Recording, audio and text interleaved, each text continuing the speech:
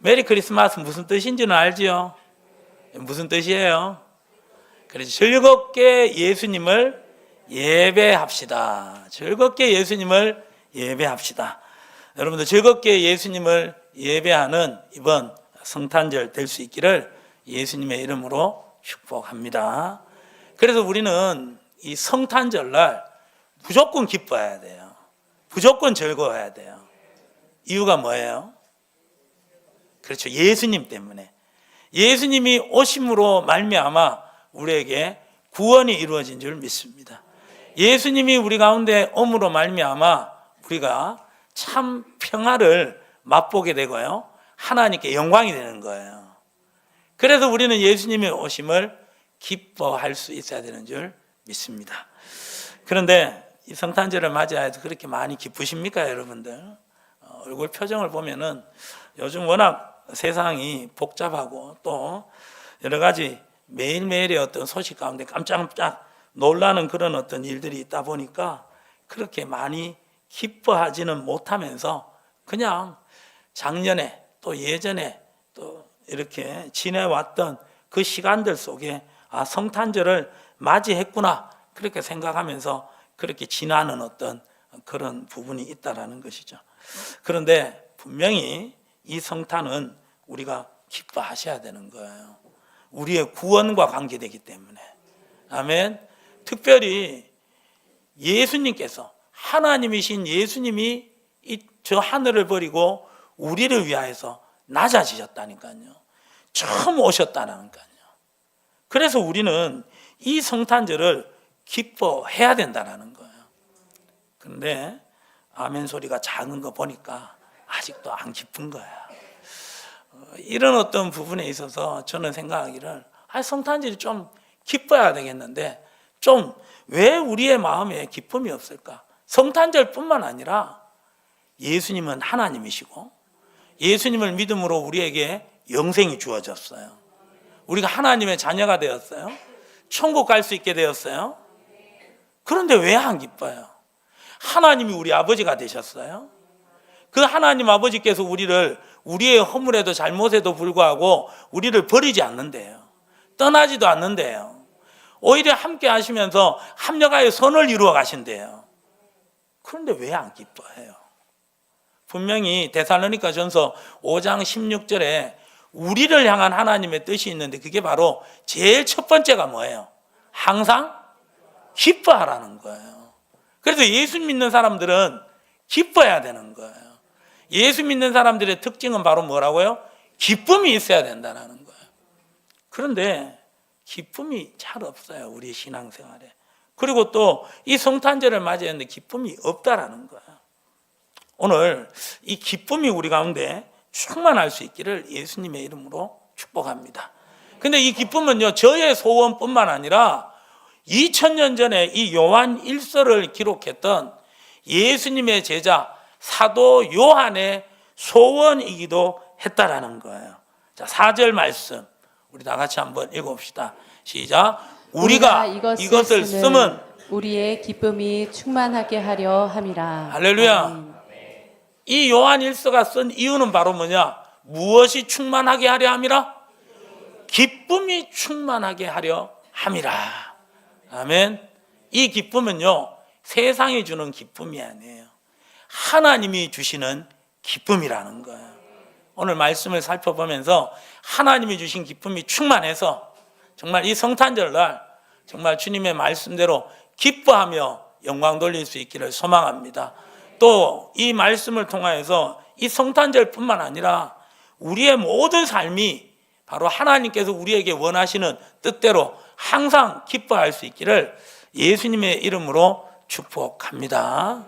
그럼 어떻게 하면 기뻐할 수가 있느냐? 첫째는 바로 1절의 말씀, 1절과 2절의 말씀에 우리 1절 한번 읽어봅니다. 시작.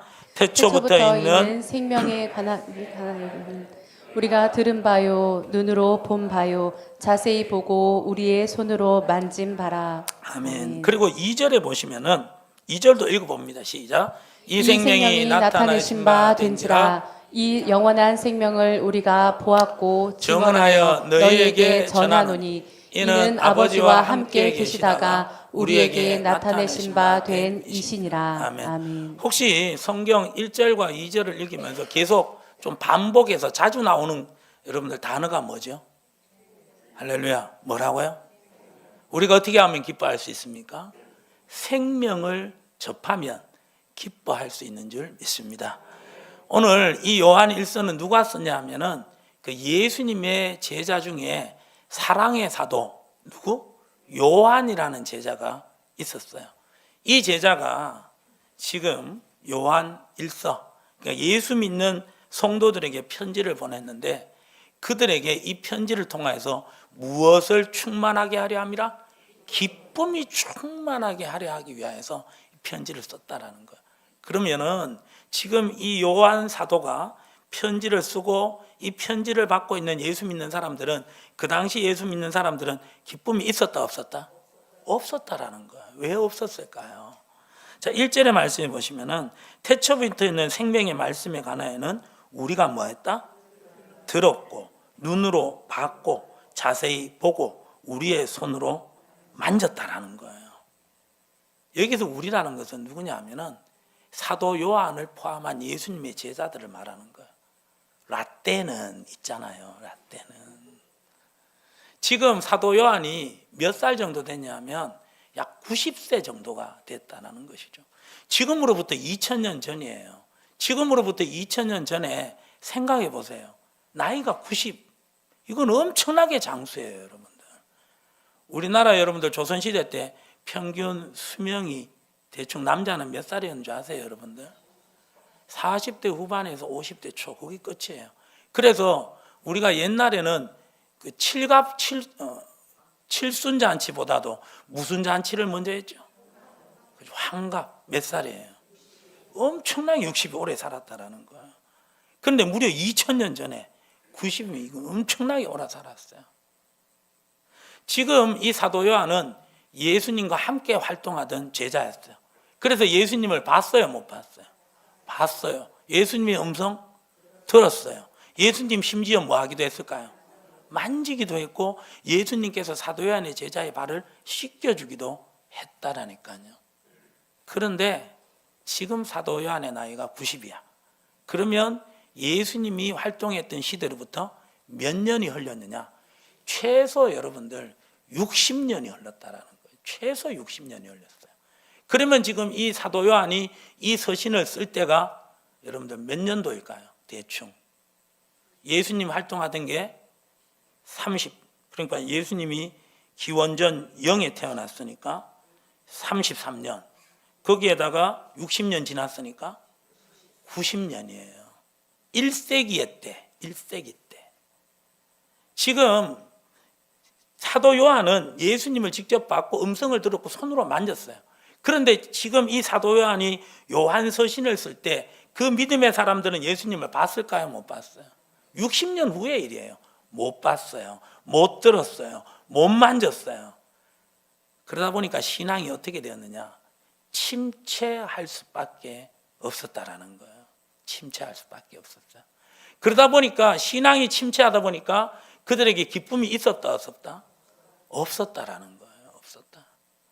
사도 요한은 예수님을 직접 봤고 들었고 그리고 만지기도 했기 때문에 예수님에 대한 기억이 생생하다라는 거예요. 그 감동을 잊을 수 없다라는 거예요.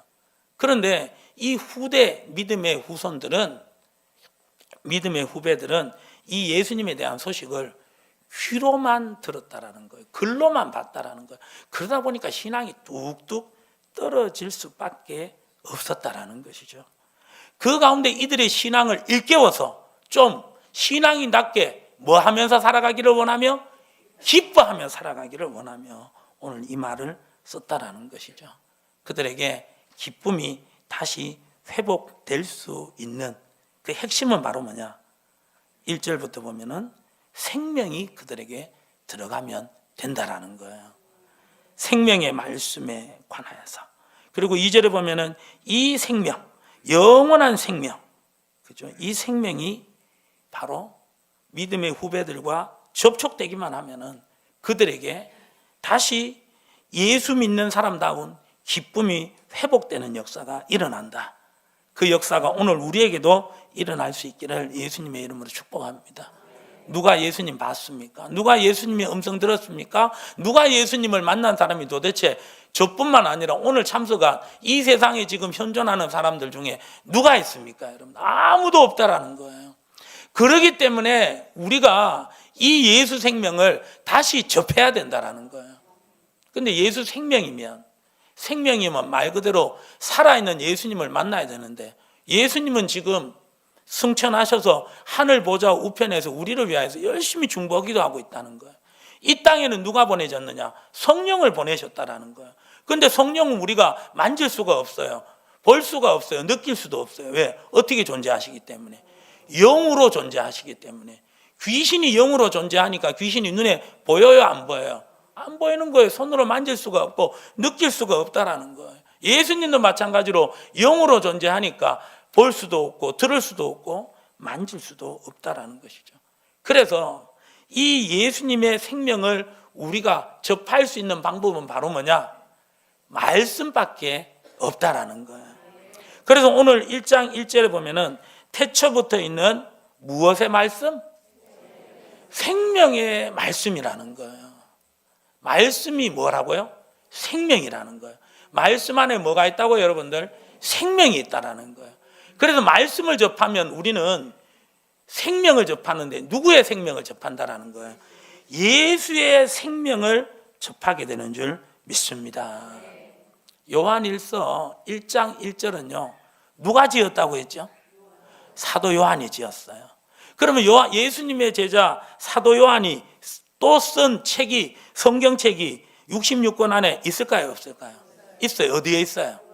요한복음이에요. 요한계시록도 마찬가지예요. 그런데 요한계시록, 요한복음이 오늘 요한일서와 비슷해요. 자, 요한복음 1장 1절 한번 보여주시겠습니까? 다 같이 읽어봅니다. 시작. 태초에 말씀이 계시니라. 이 말씀이 하나님과 함께 계셨으니 이 말씀은 곧 하나님이시니라. 아멘. 태초에 말씀이 계셨는데 이 말씀이 누구와? 하나님과 함께. 이 말씀은 곧 누구다? 하나님이다. 말씀이 하나님이신 줄 믿습니다. 오늘 요한일서 1장 1절하고 똑같아요. 태초에 있는 생명의 말씀에 관하여. 그 말씀이 바로 누구라고요? 하나님이라는 거예요. 자, 요한복음 1장 4절도 좀 보여줍니다. 시작. 그 안에 생명이 있었으니 이 생명은 사람들의 빛이라. 할렐루야. 여러분들, 하나님 안에, 자, 1장 1절과 연결시켜 보면은 태초에 무엇이 있었다? 말씀이 있었는데 그 말씀은 누구다? 하나님이다. 그런데 하나님 말씀 안에 있는 그 4절, 그 안에 뭐가 있었다? 하나님 안에 생명이 있었다. 그러면 말씀이 하나님이고 하나님 안에 생명이 있었으면 곧 말씀 안에 뭐가 있다라는 거예요? 생명이 있다라는 거예요. 그래서 생명의 말씀이에요. 하나님의 말씀이 생명인 줄 믿습니다. 하나님의 말씀은 하나님이고요. 하나님 말씀 안에 생명이 있습니다. 왜요? 그 말씀이 누구이기 때문에? 하나님이시기 때문에. 정확하게는 예수님이시기 때문에. 할렐루야. 그래서 우리는 말씀을 접하면 하나님을 만나는 것이고 하나님 안에 있는 생명이 우리 가운데 들어오는 역사가 일어나게 되는 줄 믿습니다. 그래서 우리의 기쁨이 충만하기 위하여서 우리가 먼저 붙잡아야 될 것이 무엇을 붙잡아야 될까요, 여러분들? 말씀을 붙잡아야 되는 줄 믿습니다. 아멘. 말씀을 가까이 할 수 있기를 예수님의 이름으로 축복합니다. 왜요? 말씀이 누구니까? 하나님이니까. 그래서 우리는 하나님을 본 적이 없어요. 예수님을 본 적이 없어요. 예수님 음성 직접 들은 적도 없고 예수님 만져본 적도 없어요. 그런데 그 예수님 안에 있는 그 생명을 맛볼 수 있는 기회가 그 우리에게 주어졌어요. 무엇을 통하여서? 말씀을 통하여서 우리 가운데 주어진 줄 믿습니다. 아멘. 여러분들, 이 말씀이 바로 우리를 통하여서 이 생명 되신 예수님을 만나게 하는 줄 믿습니다. 영생이 뭐예요? 영생. 영생은 우리가 예수님을 믿고 하나님의 자녀가 되어서 천국 가서 영원히 사는 것 맞습니까? 자신 있게 얘기 못하세요. 영생은 우리가 예수님을 믿고 하나님의 자녀가 되어서 여러분들 천국 가서 영원히 사는 것입니다. 그런데 성경에서 예수님이 말하는 영생은 무엇일까요? 요한복음 17장 3절의 말씀에 예수님께서 영생을 말씀하십니다. 자, 시작. 영생은 곧 유일하신 참 하나님과 그가 보내신 자 예수 그리스도를 아는 것이니이다. 자, 영생은 뭐예요?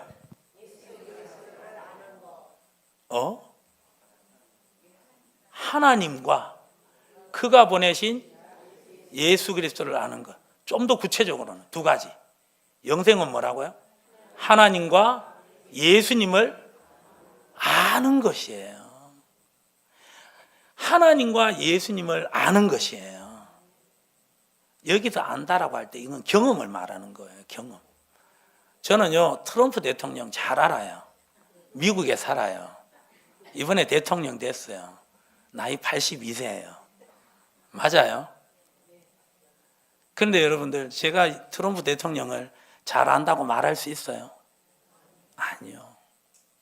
여기서 아는 건 바로 뭐냐면은 하나님과 예수 그리스도를 아는 것이 영생이라고 했는데, 여기서 아는 것은 경험하는 거예요. 만나는 거예요.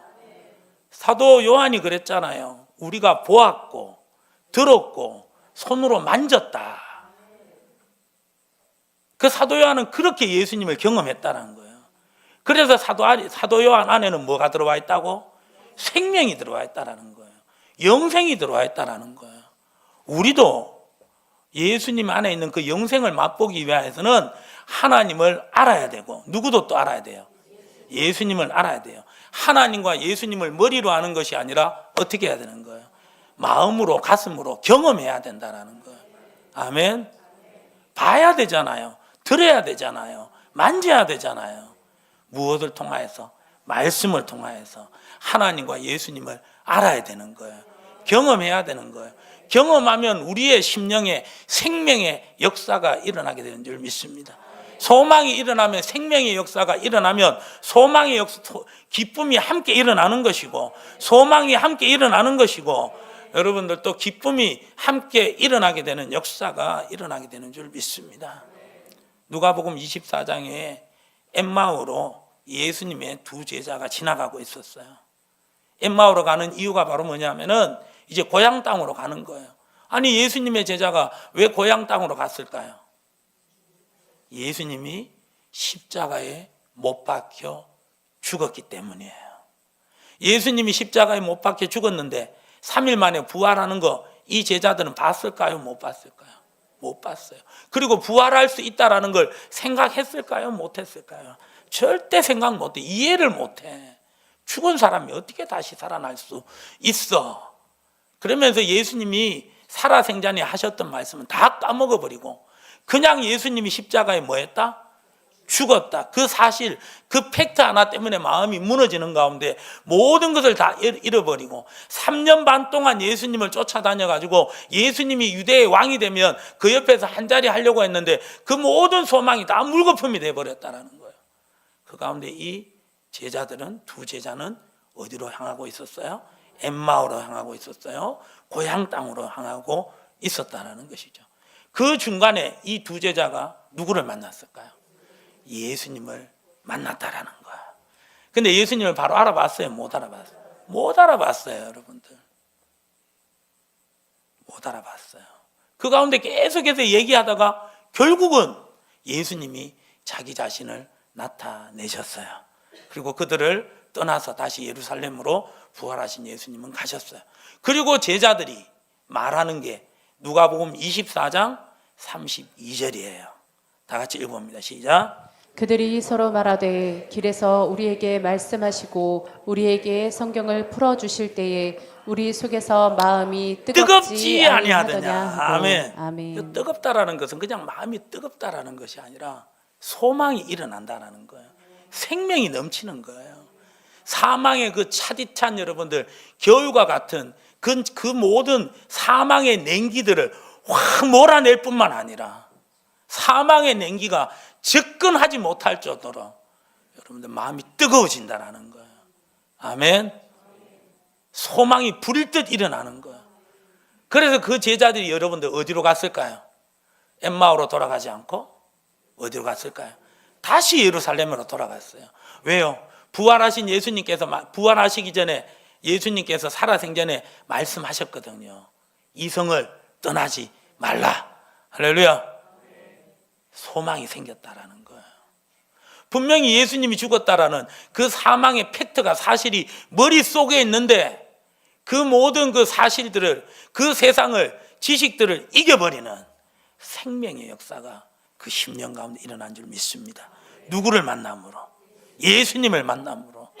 그 예수님이 지금 오늘 무엇으로 우리 함께 하십니까? 말씀으로 함께 하시는 줄 믿습니다. 그래서 이 말씀이 무슨 말씀이다? 생명의 말씀입니다.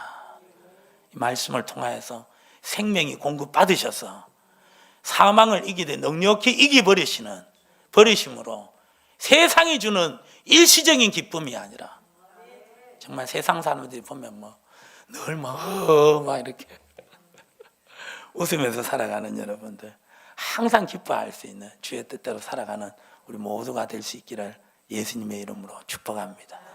우리 가운데 기쁨이 충만하기를, 말씀을 통하여 충만하기를 소망합니다. 두 번째, 우리의 마음의 기쁨이 충만하기 위해서 우리가 해야 되는 것. 자, 3절 다 같이 우리 읽어봅니다. 3절 시작. 우리가 보고 들은 바를 너희에게도 전함은 너희로 우리와 사귐이 있게 하려 함이니 우리의 사귐은 아버지와 그의 아들 예수 그리스도와 더불어 누림이라. 할렐루야. 3절에 또 계속해서 반복되는 단어가 뭐예요? 사귐이라는 거예요. 너희로 우리와 사귐에 있게 하려 함이리. 정확하게는 이 우리라는 것은 사도 요한이잖아요. 이 사도 요한 안에 있는 누구와 사귐이 있게 하려 함이라? 예수님과 사귐이 있게 하려 함이라. 우리의 사귐은 아버지와, 누구의 아버지? 하나님과 그의 아들 예수 그리스도와 더불어, 할렐루야. 우리가 이 사귐을 가져야 되는 거예요. 누구와 사귐을 가져야 되는 거예요? 예수님과 사귐을 가져야 되는 줄 믿습니다. 한마디로 말해서 예수님을 뭐 해야 돼요? 만나야 된다라는 거예요. 사귀기 위하여서는 뭐 해야 된다고요? 만나야 되는 거예요. 만나야 사귐이 일어나는 것이고, 그 만남, 사귐을 통하여서 바로 하나님과 예수와 더불어 우리가 누리게 된다라는 거예요. 할렐루야. 우리가 하나님과 우리가 누리면 이건 엄청난 기쁨의 행복이잖아요. 정말 그 맞는 얘기인지 모르겠는데, 이번에 트럼프 대통령 취임식 하잖아요. 그때 전 세계의 나라들의 어떤 그 사람들을 초청하지 않습니까?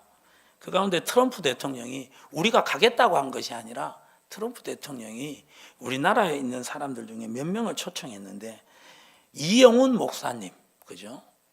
그 목사님 초청한 건 내가 이해가 돼요.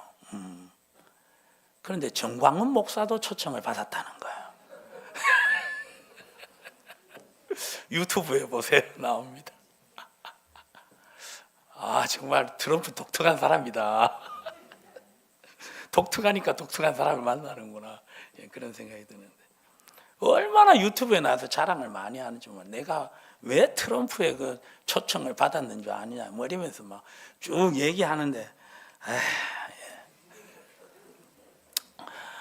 여러분들, 그렇게 미국 대통령의 초청을 받아서 그것만 해도 너무 막 감격하고 기뻐가지고 막 자랑하고 싶어 하잖아요. 그런데 우리가 천지 만물의 주제가 되시고, 이 천지 만물을 창조하신, 그것도 6일 만에 창조하신 전능하신 하나님, 아멘. 시작과 끝을 이루시는 하나님, 그 하나님과 우리가 사귐이 있다라는 거예요. 얼마나 기쁩니까? 여러분들, 이 사귐이 있기를 예수님의 이름으로 축복합니다. 이 하나님과, 영생이신 하나님과 사귐이 있는 시간, 그 시간이 뭘까요, 여러분들? 예배라는 거예요. 아멘. 예배라는 거예요. 그래서 하나님은 바로 지금도 누구를 찾고 계신다고요? 예배 드리는 자를 찾고 계신다라는 거예요. 요한복음 4장 24절에 보면은, 하나님은 영이시니 영과 진리로 예배할 때가 오나니 곧 이때라. 아버지께서는 자기에게 예배하는 자들을 찾으시니라. 아멘. 예배 드리면, 예배를 드리게 될 때 우리 기쁨이 충만하게 되는 역사가 일어나는 줄 믿습니다. 그래서 어떠한 부분에 있어서도 우리가 예수님 믿는 부분에 있어서 왜 기쁨이 없지? 왜 마음에 만족함이 없지? 왜 항상 기뻐하지 못하고, 왜 범사에 감사하지 못하고, 쉬지 말고 기도하지 못하느냐? 바로 우리 가운데 그런 어떤 기쁨이 없는 이유는 바로 뭐냐? 예배가 실패했기 때문이에요. 온전한 예배를 드리지 않았기 때문이에요. 자, 초대교회 사도행전 6장에 가면 초대교회에 문제가 일어났어요. 첫 번째 문제, 무슨 문제 일어난 줄 아세요, 여러분들? 구제 문제가 일어났다라는 거예요. 유대인 그리스도인들 과부들만 잘 챙기는 거예요. 유대인 그리스도인이 아닌 헬라파, 그러니까 유대인이 아니면서 헬라인들 중에서 예수 믿은 사람들 중에 과부가 있었는데 그들은 잘 챙겼다, 못 챙겼다? 못 챙겼다라는 거예요. 피는 물보다 진하라고, 파는 안으로 굽는다고. 이 유대인 그리스도인들이 유대인 과부들만 잘 챙겼고, 상대적으로 헬라파 과부들은 제대로 이렇게 구제를 제대로 받지 못했다라는 거예요.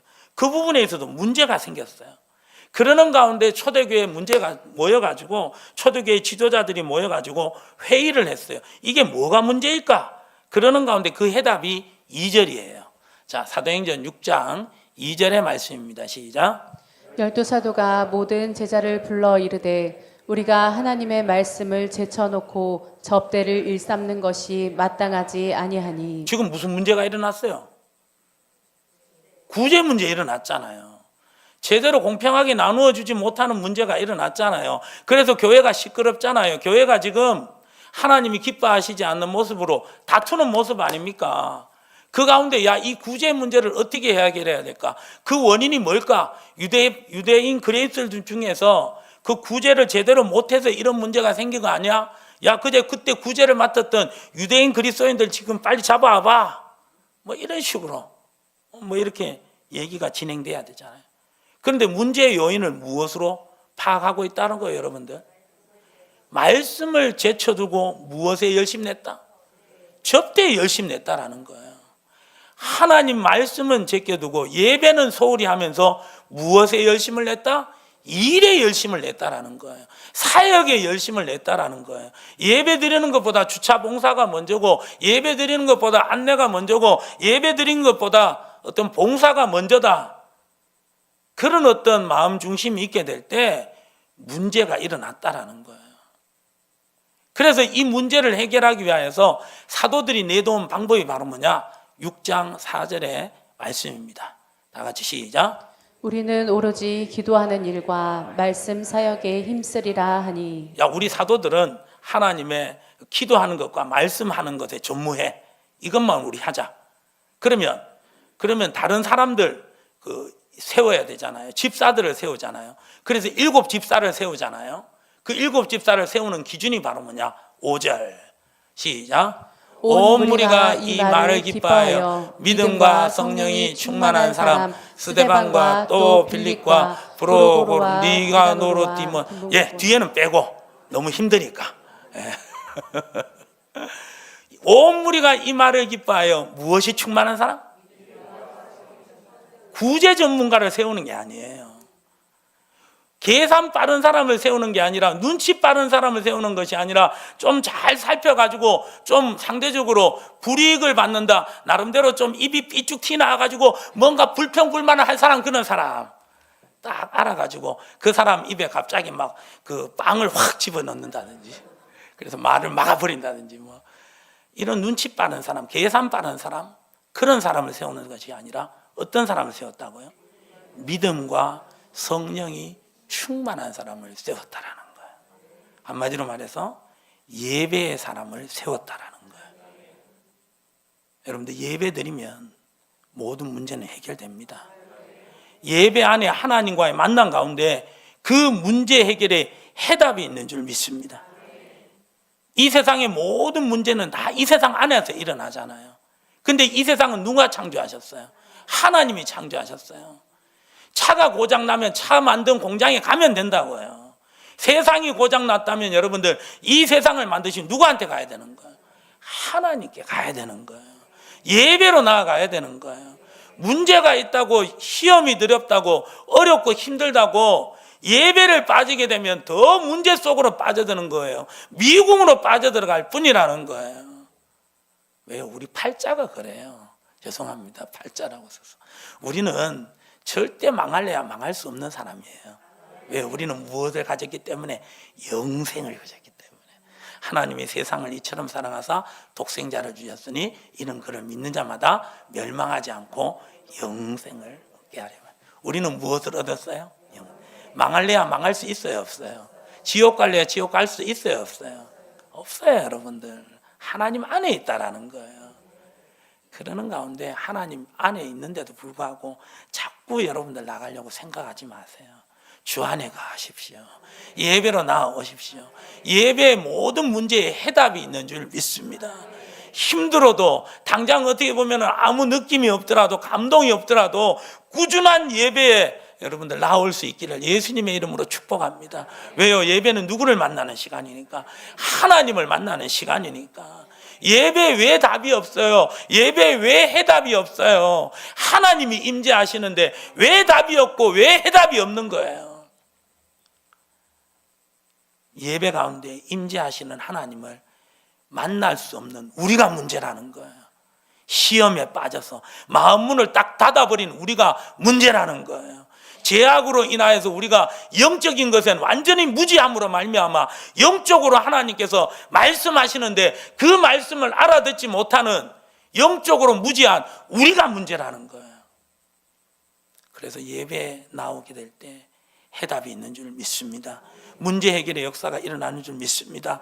당장 해결되지 않더라도 계속해서 나오게 될 때, 마음을 열게 될 때 예배의 해답이 있는 줄 믿습니다. 오늘도 예배 드리는 가운데 인도함을 받기를 원합니다. 문제 해답을 찾기를 원합니다.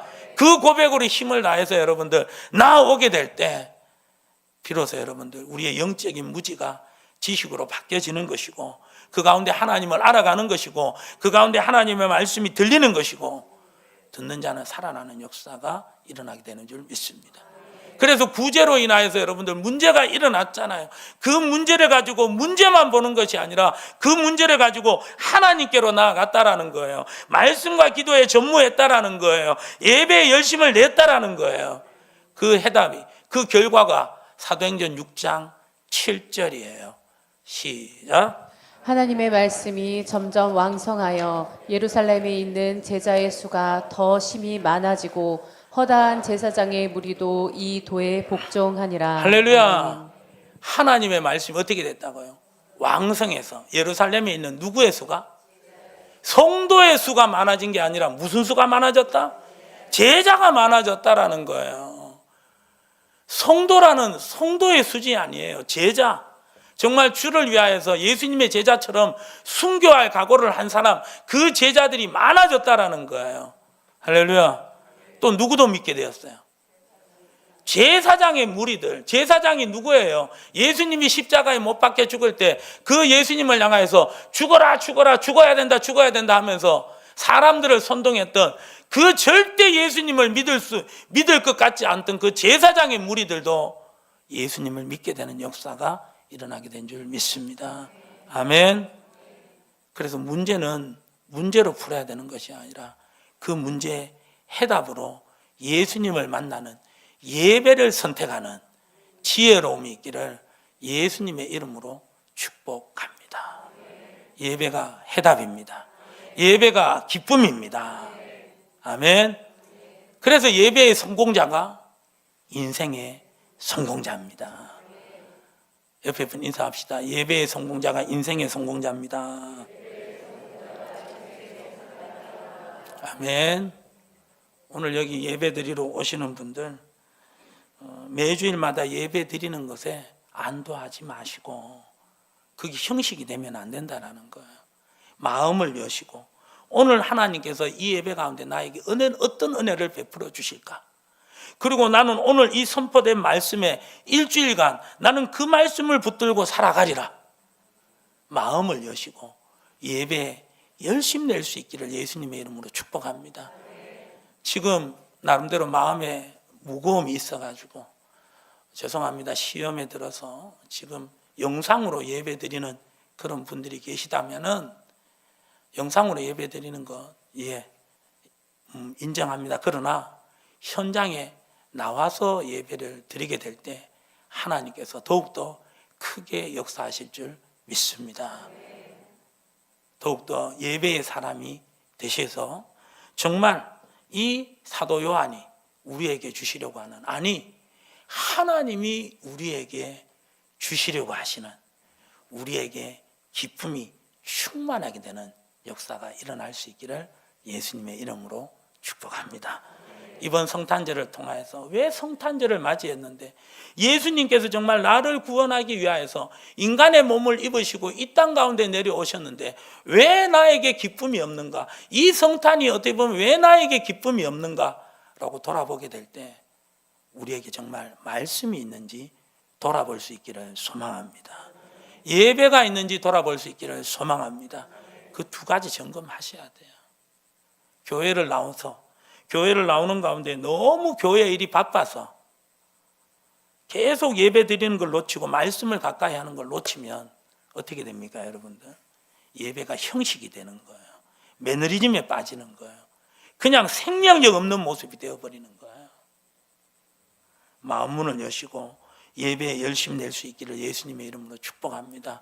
말씀을 통하여서 그 예배를 통하여서 생명의 역사가 공급되어 가지고 우리를, 여러분들 신앙을 무기력하게 만들고 세상도 변화시키지 못하고 나 자신도 변화시키지 못하는 그런 무기력한 여러분들, 생명력 없는 맛을 잃은 소금과 같은, 빛을 잃은 여러분들 어둠과 같은 신앙생활 하지 마시고 생명력이 있어가지고 사망도 이기시고 세상도 이기시고 제일 이기기 힘들다는 누구?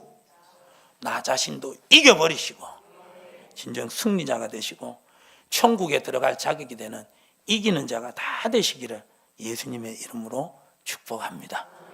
일단 예배 나오셨으니까 일단은 지금 절반은 이기고 들어가는 줄 믿습니다. 나머지 절반은 우리에게 달려있는 거예요. 더욱더 예배의 사람이 되셔서 정말 기쁨이 충만한 우리 모두가 되시기를 예수님의 이름으로 축복합니다.